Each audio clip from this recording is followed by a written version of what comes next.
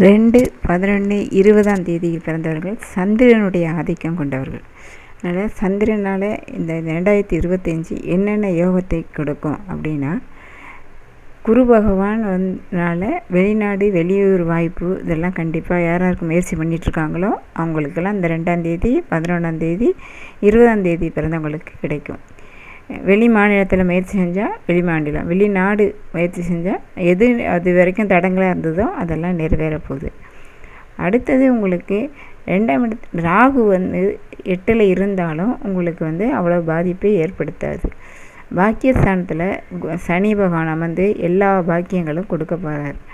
அடுத்தது கேது பகவான் உங்களுக்கு இது வரைக்கும் என்னென்ன அதான் கேது திசையோ இல்லை கேது 2ஆம் இடத்துல இருந்தாவோ நடக்கும்போது உங்களுக்கு என்ன செயல் நடப்பதோ அது நிரந்தரமாகும். வீடு கட்டினா அது நிரந்தரம்தான், வேலை கிடச்சிச்சின்னா அது நிரந்தரம் தான். எது நிரந்தரமாக போதோ அந்த செயலெல்லாம் உங்களுக்கு நடக்கும்.